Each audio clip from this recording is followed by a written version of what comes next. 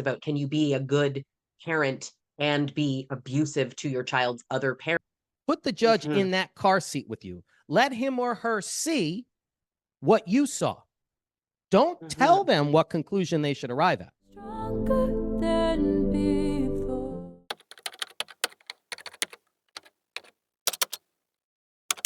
Welcome to today's episode of Narcissism Unmasked. And I am so excited to be talking to a family law attorney. So, joining me today is Dennis Vetrano Jr., who is a partner of the law office of Dennis Vetrano Jr., LLC. You're also a certified mediator. You focus on family law and divorce. You've been doing this for 20 years. And I know you have a really amazing background, and I could go through all of your accolades. I also want to just mention that you've represented children regarding custody and visitation and orders of protection. And that's absolutely amazing.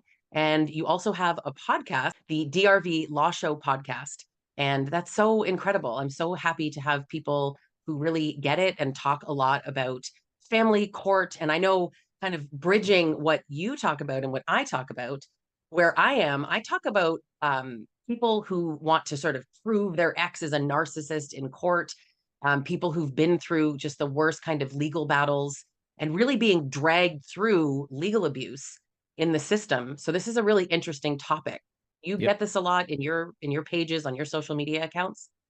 Yeah, I get a lot of this sort of stuff. And you know what? And keep in mind, I prosecuted child abuse and neglect as well. So it was a situation where I had to prosecute, parents who not only were abusers, but even sometimes the victim would ultimately be prosecuted because they failed to protect the kids.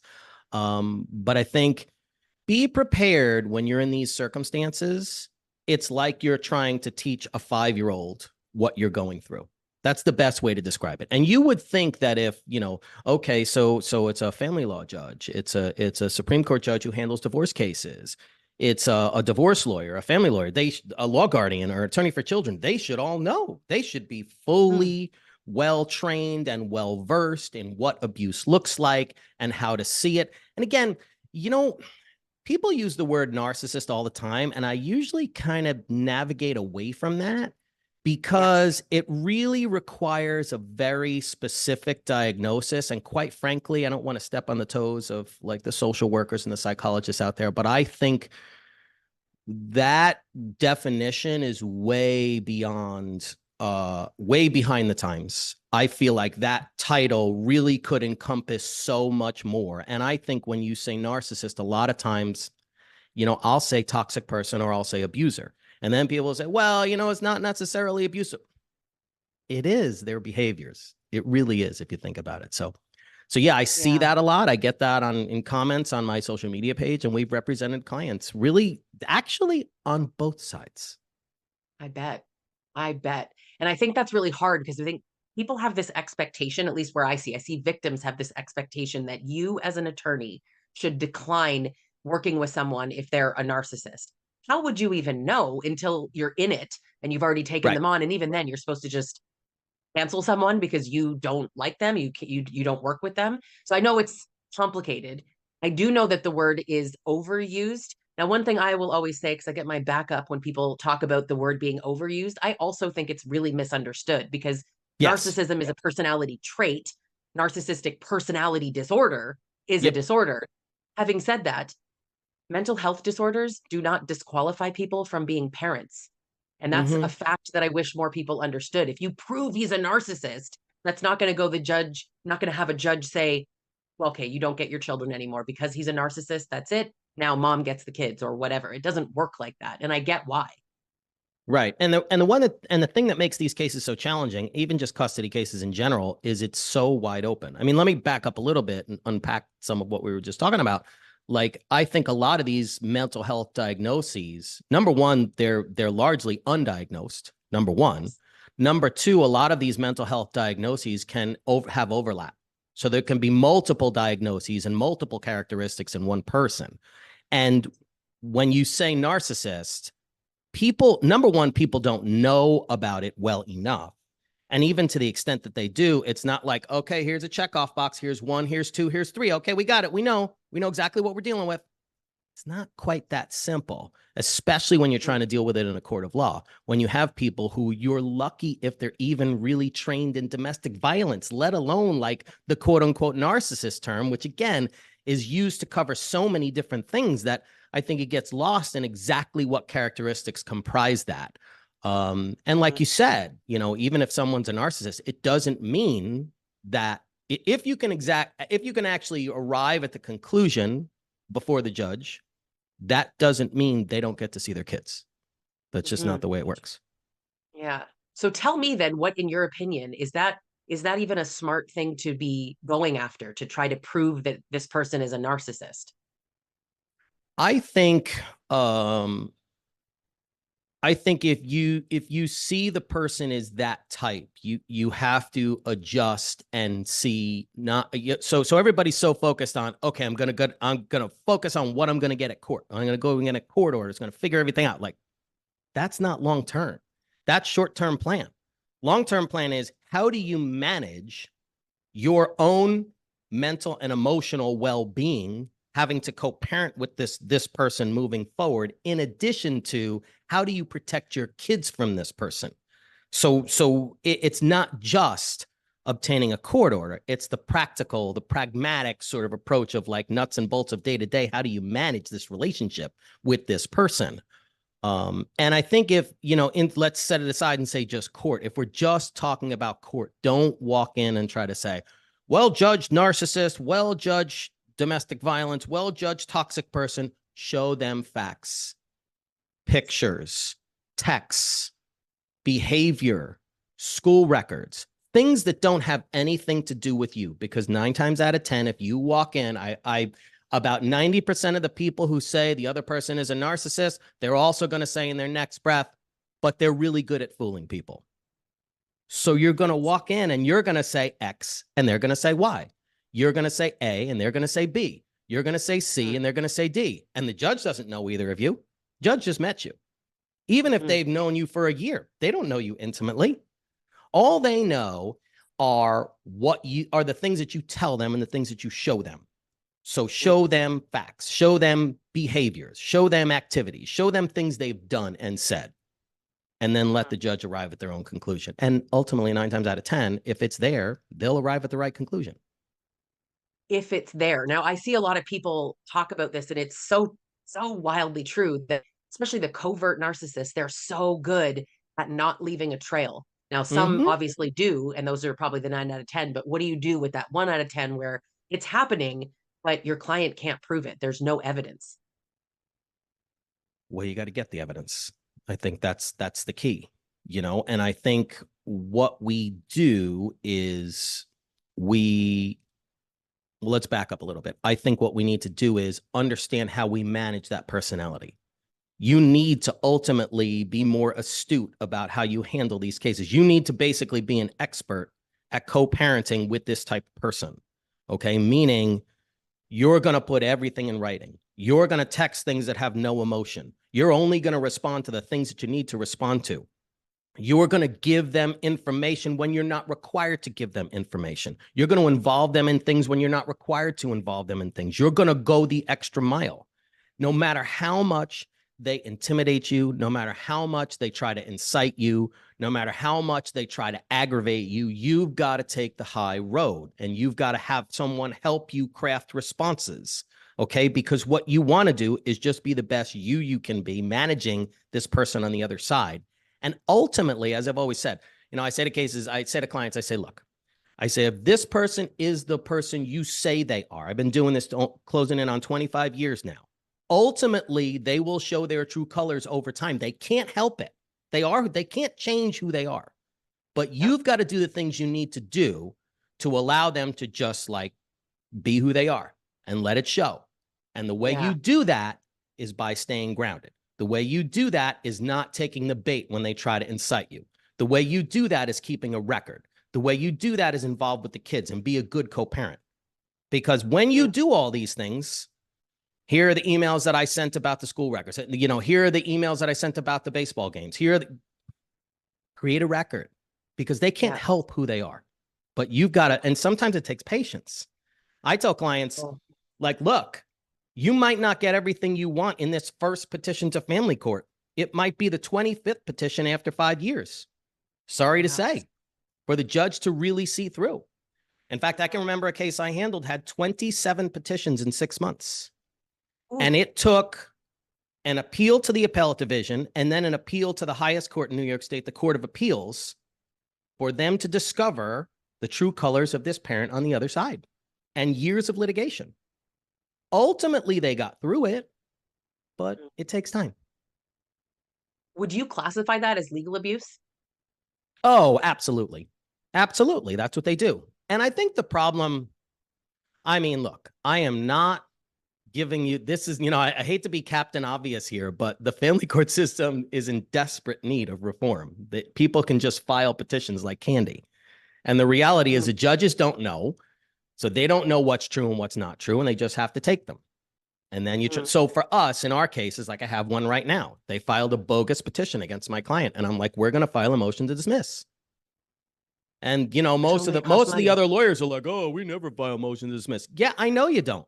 But that's part of the thing. Like, you have to remember the thing you have to remember about these cases.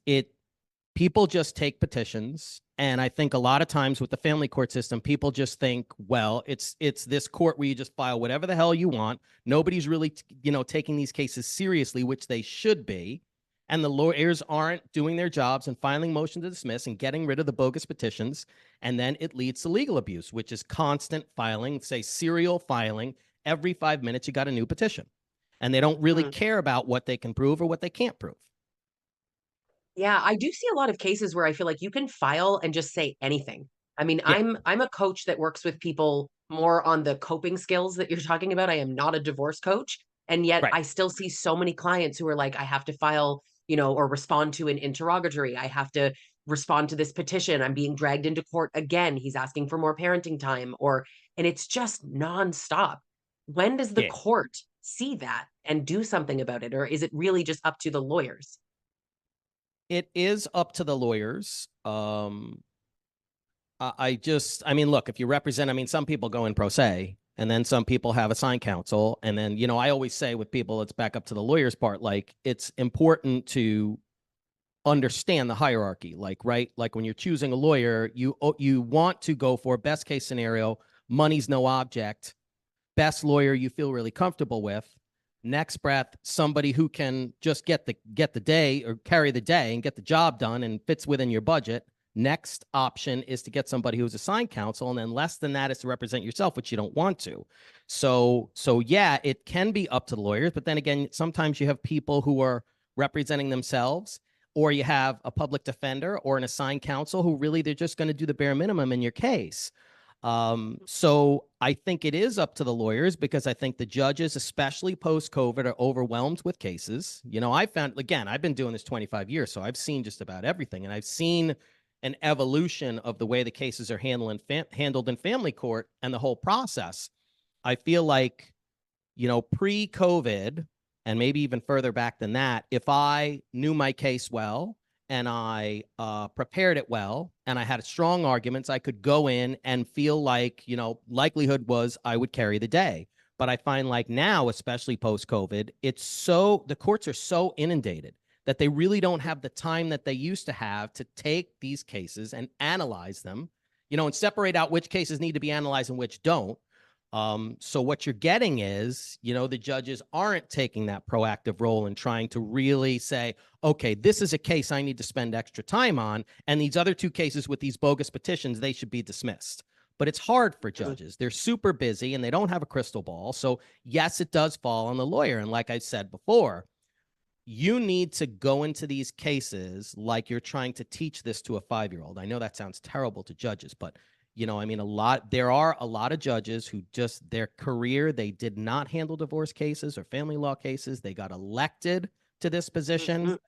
It's their first brush with it, or they've been doing it a handful of years. I mean, look, I can walk in tomorrow to family court, having handled these cases for 25 years, and go before a judge who graduated law school after I did, has no experience in this area of law. So now I've got to say, hey, look, when I put these elements of control in the petition or in the pleading documents, or I'm putting on testimony about control, you need to understand that that's a big piece, or the starting piece of the domestic violence wheel. You need to understand that's what it is.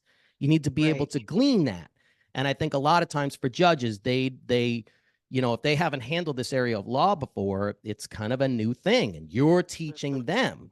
And then again, you have those judges who've been in my position and now they're a judge, and you just hope you get those judges. Yeah, it's such a, I know it's a crapshoot. It Um, is. people, I know, I believe anyways, in the United States, people get assigned a judge, and that tends to be the judge that you keep throughout the process. Is that accurate? Yeah, pretty much. Pretty much. Yeah. When you get assigned a So judge, it usually stays with that judge. They try to keep some continuity and keep it with that particular judge. it's interesting kind of pros and cons about that. I'm in Canada, and you get the judge you get based on the motion. It's based on availability. So Yeah. I don't know all the process stuff like you would, but you file Yeah. and you get whatever judge gets assigned based on his available calendar, his or her available calendar. So that means you could have a different judge every time. I think the pro in that is that if you have a judge that has no idea, at least you have the possibility of getting a different judge who Right. does, but you're also having to re-explain. So if you had a good judge, you might also get a judge later who doesn't get it. So Right. I think the whole process is just very terrifying for survivors. But I do It, think that they often focus on the wrong thing. So a lot of what you're saying, it's like such good advice. And you don't need to be in your state to really listen to what you're saying, right? This yeah. is so broad. It applies anywhere, not just the United States, Canada, like the UK, anywhere. Listen to this advice. Really, Yeah. the evidence, facts, not opinions. And people come in with so many opinions, Yeah. or spend, what I see is people trying to spend their time to prove that he abused her, like mom abused dad, sorry, or dad abused mom. You're focusing on the wrong thing instead of the Right. impact on the children and what's best for the children. Right. Yeah, and I mean, I think, look, that's a good point. It's funny. I did an interview, I want to say maybe about a couple of months ago, with one of the stars from Vanderpump Rules. Now, we were talking about domestic violence, and we were talking about custody and marital splits in California was one of our examples. But as I said to her, like, the principles that I'm trying to impart, or the advice that I'm trying to give, are things that are general, that cross all lines. They'll cross states, they'll cross countries, because the mental aspect of this, the managing personalities, the co-parenting approach, what judges in general, or what anyone involved in the legal realm would analyze as proof, to prove that whatever you're seeking to accomplish in terms of custody and visitation is best for your kids. And again, I think that's what any judge is trying to do in these cases, no matter where you are. They're trying to provide for what's best for your kids. And that's just so universal. So, when I tell clients, when I do custody and visitation evaluation, or custody and visitation consultations, I say, what's best for your kids is anything, virtually anything that impacts their well-being, anything. So that's money, that's schedule, that's your strength of your mental health, your relationship with them, their relationship with your extended family, any, if there's abuse or neglect allegations, or substance abuse, or mental health diagnoses, all of those things, and so much more. Virtually anything that could impact the well-being of your kids is relevant. Mm-hmm. And you have to prove all of these things. And I think Mm-hmm. that's one of the hardest parts for a lot of people. Um, the focus being on proving that, and I mean, I've made content on this many times about, can you be a good parent and be abusive to your child's other parent? And I think the answer is no. I think the answer is no. Studies prove the answer is no. And yet, in the context specifically of women who are the victims of abuse, we are told to not talk about the abuse inflicted on us in court. And yet there's also a belief that men lose in court because women have this silver bullet of just claiming abuse, and that suddenly magically means she gets the kids. Meanwhile, Right. every woman I talk to says she was told to just not even talk about it. Right. What's your take on that silver bullet? Well, it's a couple of different things there, right? I think number one, I think when people say if you're abusing your partner, could you possibly then be a good parent? What they're focusing on is, well, if I abuse them, then I'm doing something wrong. No, that's not the biggest point. The biggest point is what you're teaching your kids about how you treat another person. Hmm. That's the impact. It's not about the direct abuse, which is abhorrent, but it's for me as much or more about. And don't tell me for any stretch of the imagination that kids don't see this stuff and hear it. They do. They soak everything up, and when you think they're, I know from having two of my own, I turn around, my daughter's standing behind the door. That's Yep. what happens. They So listen. they do. And they will start taking on the behavior of the abuser towards the victim. That, Mhm. in my mind, is abuse to the kids to teach them to behave that way. You know how Mhm. damaging that is for kids? Mhm. But prove that in court.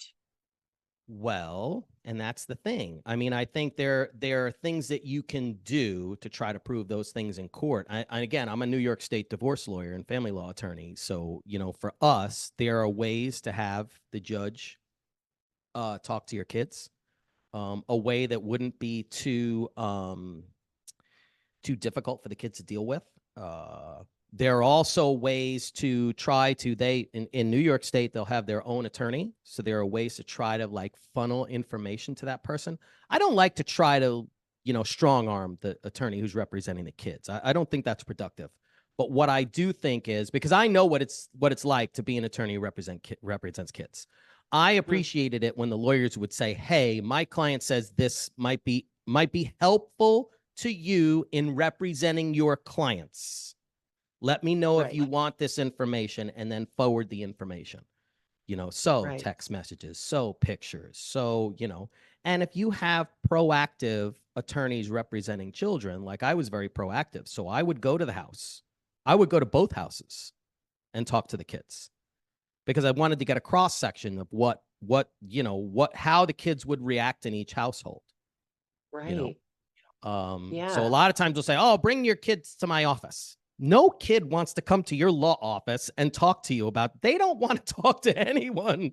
They Yeah. don't generally.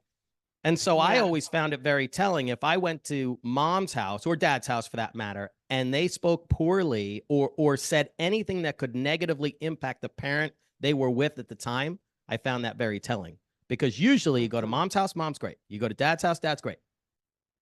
But if they're Mhm. saying those things when they're there, and it takes a lot of courage for kids, very difficult for them to go through this process. Yeah. I can only imagine, where I live, it's Office of the Children's Lawyer. Yeah, And so it you have these people come in that investigate and decide. I see so often where the decisions feel like they're being taken out of the victim's hands or the mother's hands in this case. right. And it's terrifying to realize that other people are going to make decisions based on your ability to present covert abuse tactics that may or may not be able to sort of be shown of how it's actually affecting the kids. I'm with you on third party documentation, school records, therapist records, children's lawyers, people getting involved, but sometimes none of that exists. Sometimes it's so subtle and so covert. A question that I get pretty frequently is, if my child tells me something, is that hearsay? How do you document that? How do you put that in? And I'm sure it's different everywhere depending on so many factors, but Right. does that matter what the kids say to one parent? Well, it does. And think of it like this. So, I mean, that's something we get all the time. You feel like your hands are tied, right? Because your kids are telling you things and yet it's not playing out in court. You go into court and it's like, well, I think they should have extra time with dad. Meanwhile, your kids told you last week that they're frightened of the situation. So like you're pulling your hair like, "Oh my God, like how are we doing this? How is this happening?"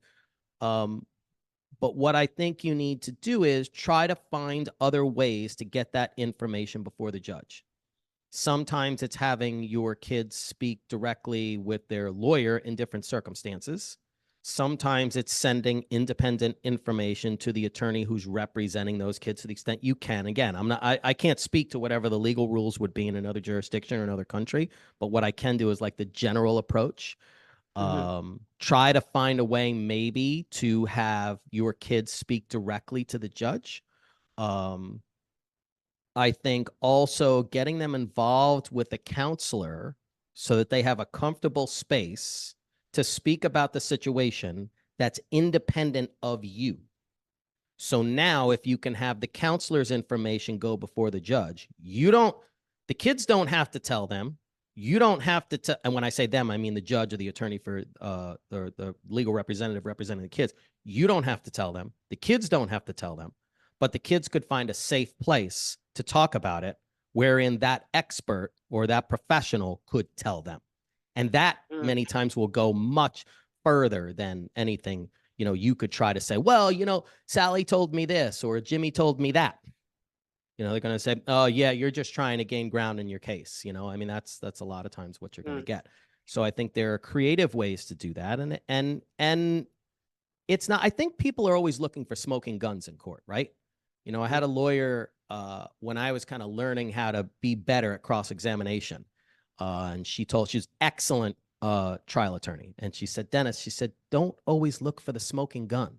You're not going to have that Perry Mason moment. You're not going to walk into court and say, ha, we've discovered you're a narcissist. And that's not going to happen in court. You've got to plant the little seeds. So you've got to poke holes in their story. So what you want to put forth facts that are true and are damning to them. You want to show places where they've been dishonest or they've flat out lied about things.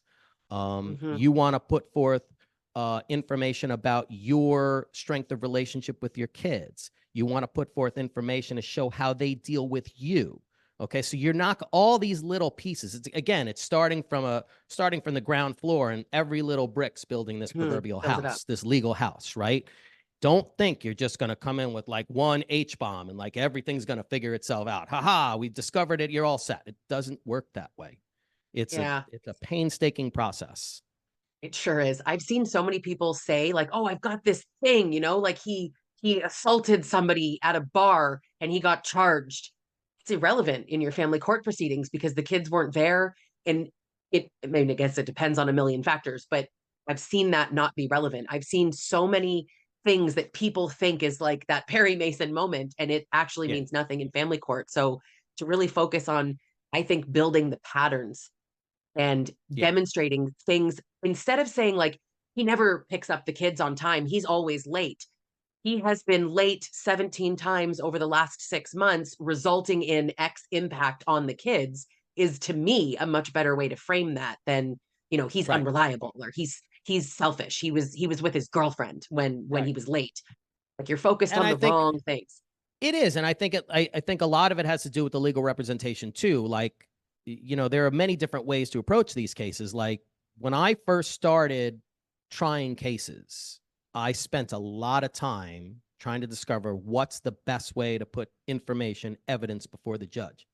And what I discovered that I think so many lawyers glaze over is laying foundations in your cases and layering your testimony lends so much more credibility to what your witness has to say. So the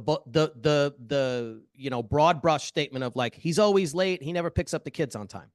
So, for example, sir, you pick up the kids from daycare every afternoon. Yes. Okay. Do you know how many times you've been late to those? Or do you know how many times you've picked up the kids? Well, I picked up the kids 24 times. Okay. And in each one of those, let's go through them one by one. On Monday, April 24th, do you remember what time you picked up the kids? 3:45. Do you know when they were supposed to be picked up that day? Oh, 3:15. Oh, okay. On April 26th, so go through it point by point by point by point. Stretch out that testimony. Stretch out those foundations, those questions. Layer that testimony. So that now he's late all the time. Judge is like, okay, I heard that. Great. Let the judge sit there for 25 minutes, 30 minutes, listening to how many times he was late and exactly how late he was. Mm-hmm. And you don't want to, and you don't want to go for that next moment of, and you had no reason to be late. Don't do that. You don't need to. He was late, or she was late for that matter. It doesn't matter. I mean, whoever's on the other side of your case. And again, it can really cut both ways. So I think the most important thing with the important aspects of your case is to stretch them out, layer your testimony, go through it in stepwise fashion. Don't try to go that quick, like I'm going to get that Perry Mason moment. Everything's going to be fixed and I'm going to win the day in like 2 minutes. Doesn't work that way. Mm-hmm. You need the judge to understand how important that is and go through it point by point. Mm-hmm. People really underestimate how much that can make an impact, and I have found focusing on the impact of the kids as well, right? The child was afraid no one was coming, or the child was distraught or expressed that they were scared, but to sort of bring that in, because that's how you demonstrate what's best. What's best for the kid is not sitting there for 30 to 40 minutes waiting for one parent to come pick them up. Right. And think of it like this. You're going to want to say, well, it wasn't your child afraid. And isn't it true that you were, that there was no reason for you to be late? You may not necessarily want to elicit that testimony from that person because they're just going to skate themselves around. Oh, that was the day that I broke my toe. Now you're down the rabbit hole. The rabbit hole. Oh, you broke your toe? What hospital did you go to? I went to St. Vincent's. Okay. How long were you there? An hour and a half. The ambulance came for me. Doesn't matter. You got to know that person you're putting on the stand, that you're calling to testify. Know what you need from them. Okay. So ma'am, dad, on that day that he was 45 minutes late, April 26th, whatever it was, when the kids came to you, did you observe anything about their condition? Well, Johnny looked like he had tears in his eyes and he was really upset. He was really anxious that day. Well, can you describe the behaviors that you observed at that time? Don't say, well, he was really upset. And he did. No. Put the judge in that house with you. Put the judge in that car seat with you. Let him or her see what you saw. Don't tell them what conclusion they should arrive at. Because I think we're always so like, he's a narcissist and here it is and I've got it and prove it. I've got it. No. Give them the information that allows them to come to that conclusion. That makes that conclusion undeniable. And even if they don't know what it is, you don't need them to say, well, in this court order, we determined that so-and-so was a narcissist. No, you don't need that.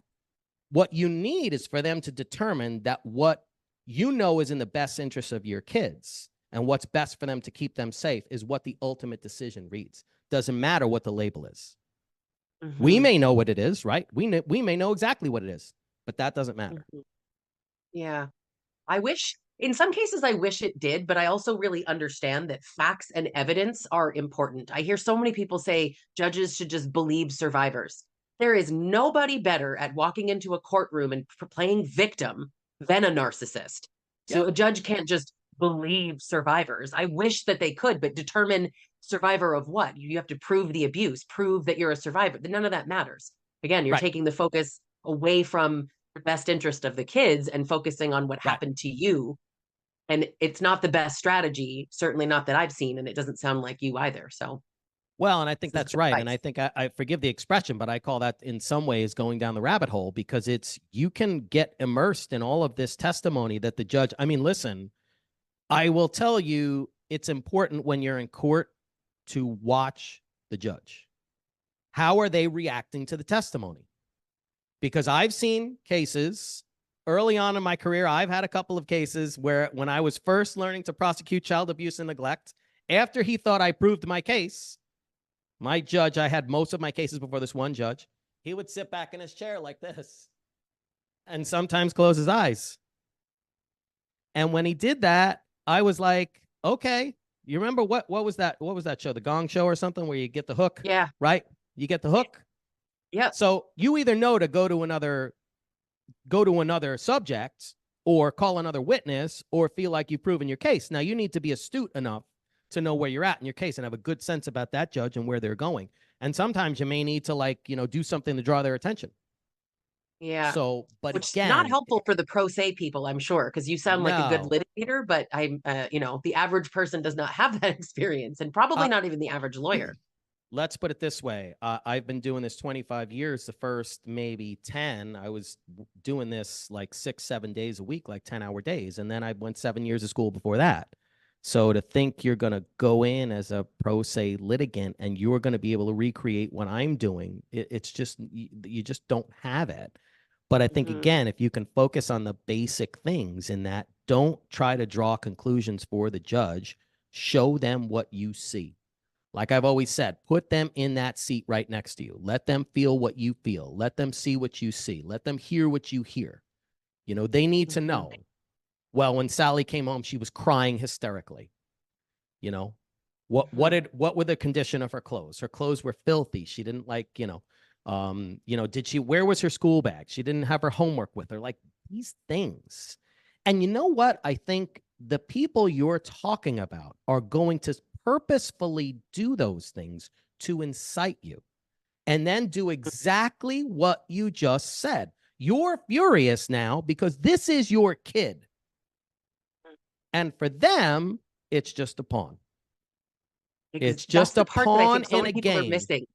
How can they not care about their kids? They don't. Move on. They don't.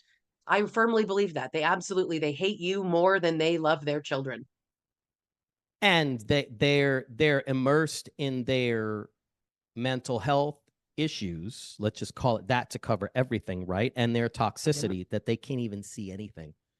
In some Mhm. ways, they don't even really see you per se.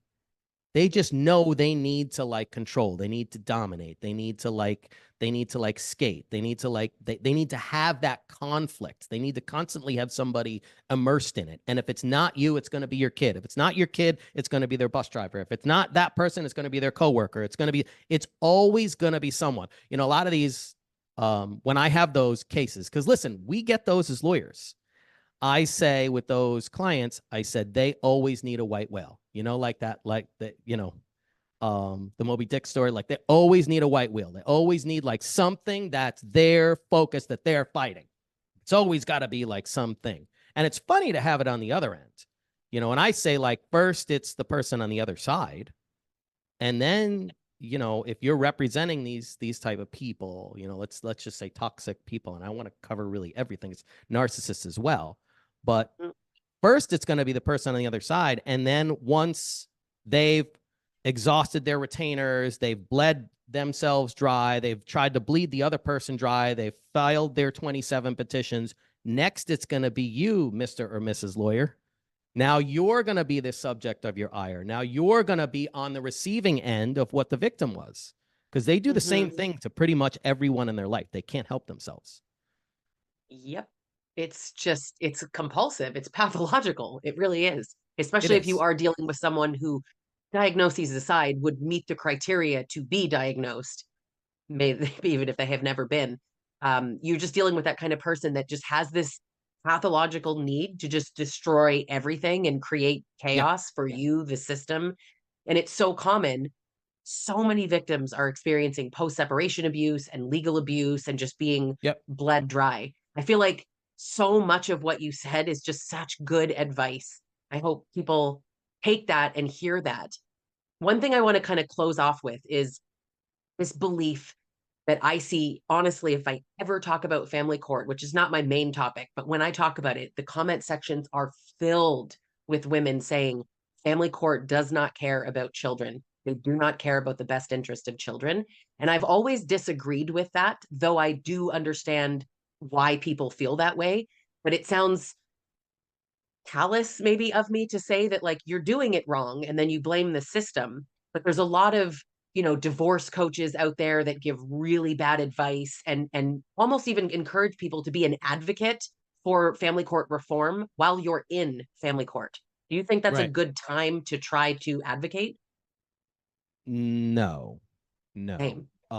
That's definitely not going to get you anywhere. I mean, keep in mind, you're going to be going before this judge and you're going to be asking them to be fair on your case and rule on your case and analyze your case. And in the next breath, you're going to be like beating them over the head with something. I mean, we've had those cases where they start these petitions, they're doing all sorts of different things online, and then they're going public with using the judge's name and saying they took my kids away. And but like, you got to work the system. Look, I think the system is in desperate need of reform. I know in New York State it is, and from what I'm told in other states in the U.S., it is. But right now, whatever system you're dealing with is the one that you have, and you have to learn how to navigate the system. I mean, that's the thing.